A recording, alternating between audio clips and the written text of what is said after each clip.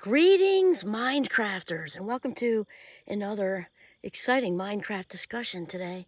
Little Giovanni and I are back in the woods. I got the tripod sitting on this big rock in front of this pond, so I'm kind of afraid to move it and show you, so you have to believe me, but he's right there taking it all in.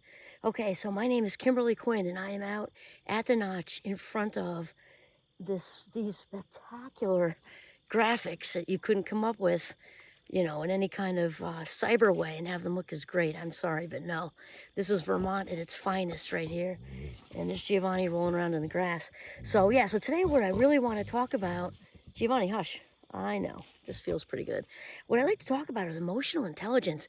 And actually, not in the way that Daniel Goleman first kicked us off with. And I'm super glad that he did, and certainly there's only positive to be said there, because I think it's extremely cool that Daniel kind of discovered, it was obviously there, but kind of discovered, labeled it, and gave, kind of sort of expanded the definition of intelligence. Because way back when, you know, people thought it was just all about book smarts, and there are many ways to be intelligence, many ways to be intelligent, and there's also obviously a spectrum like most things in life. And so kudos to Daniel Goleman, and I want to further expand on what Wayne Dyer has to say, and I'm a huge fan of him. He's definitely, he left us way too soon. I'm kind of standing on some mud, that's why I'm shifting around.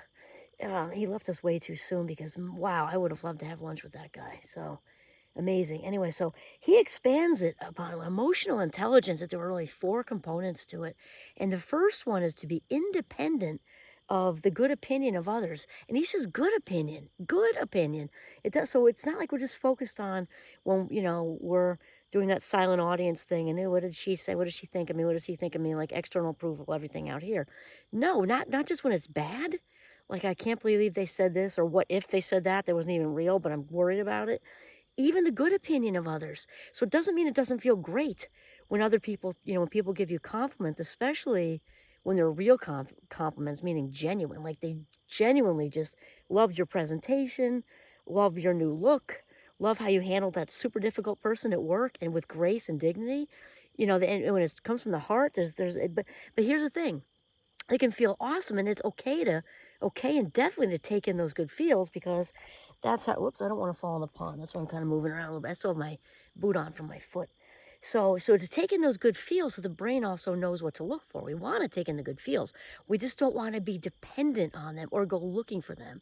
So that's the difference, because authentic people like good feelings too, right? Authentic vibes like good feelings. I know, G. But we don't go looking for them. We don't go looking for them. That's the difference. Going to seek them out is ego-driven and not what we want.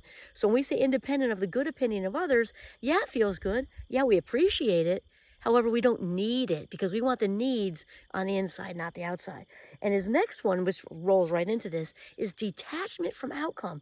And this can be tough, because we often want things our way. We want the wedding to go, you know, quote unquote, perfectly. It's not a word I like, but we want it to go exactly the way as we want, We want that work meeting to go exactly the way that we want to, not necessarily for the greater good. We're not thinking about that, you know, as far as what that looks like. How we're thinking of the greater good, maybe not that we wish badly on anybody. That's so not what I meant.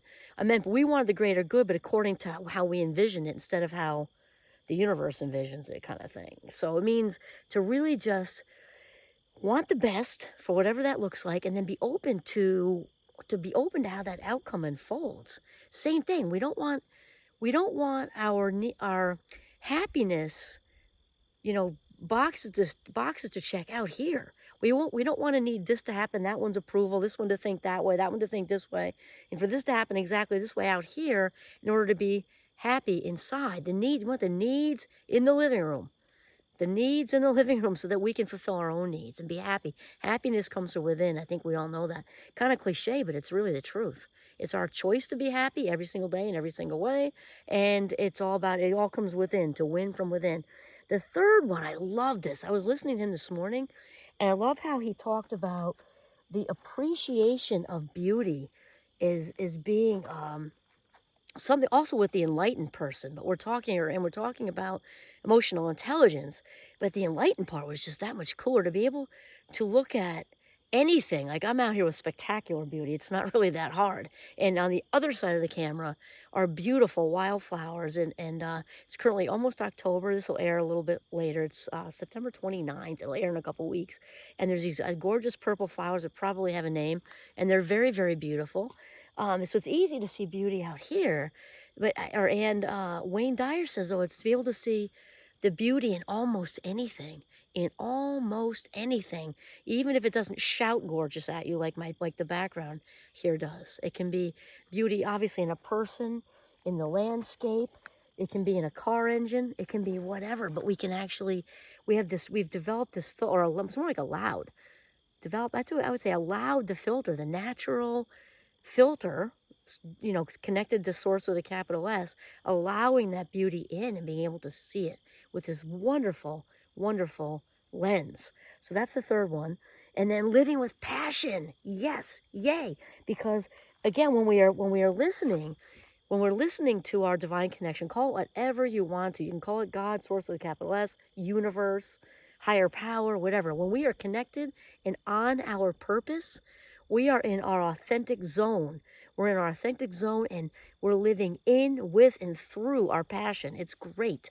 That's when we are in also a state of flow, which is the work of course, Mihaly Csikszentmihalyi. Love that guy. Another one who passed I would have loved to do lunch with. But that means when we're in actual flow, we are in passion, we are in connection with our authentic self, we are in alignment. I love that word. We are in alignment with our purpose and we are loaded with meaning. And when we're actually in flow, I was just explaining that to my Minecrafters 2 weeks ago. Happiness is nice. Flow is a whole nother level of consciousness, is when we lose track of time. We lose track of who we are in a sense, not in a codependent way, just in a, like, let's say it's the piano. You were at one with the piano music. You're just in it. And you don't know what time it is. You don't care. We're not concerned about a paycheck. Doesn't mean we don't benefit and need one. We're just not thinking about it in that minute. In fact, what I showed them for the example of that was young Michael Jackson. I think he was like 10 in that one. I have another one when he's really little, like 7.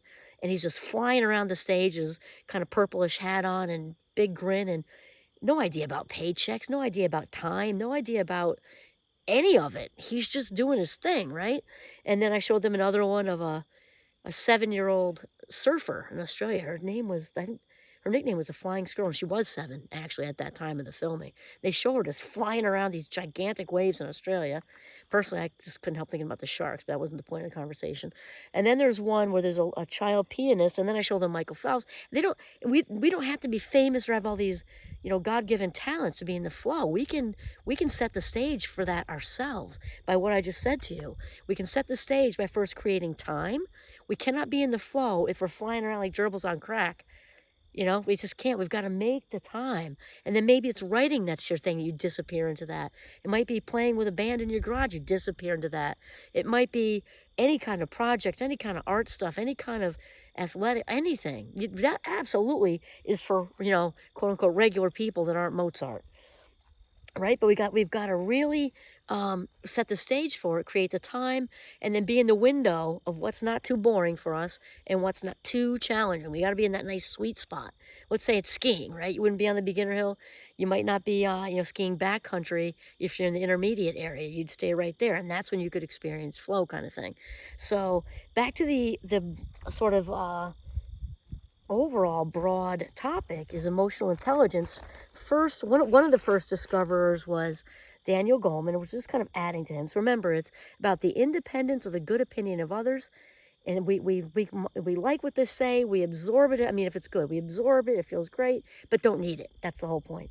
Detachment from the outcome means we just full throttle put it out there, just have what's best for me and those involved, and then let it play out. Put that out there. If you're a prayer, pray. If you're a good vibe person, send out the good energy. And you don't want to be attached to the outcome, because otherwise your happiness is dependent on what's out here, just like the first one we talked about. Then appreciation of beauty. I love that.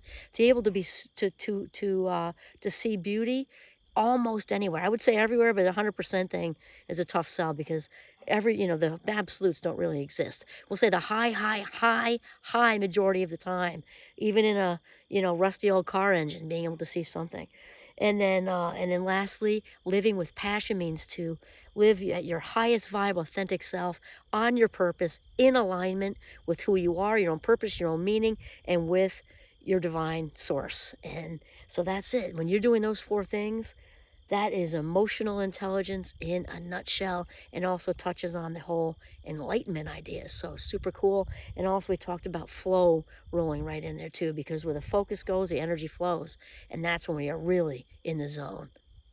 This is Kimberly Quinn signing off, a little Giovanni who's over there from the gorgeous second. This isn't Beaver Pond number 2, actually. It'll be, you have to walk past the big one and this one. So we're signing off from the second Beaver Pond at the Notch. And that's it. Have a mindful day.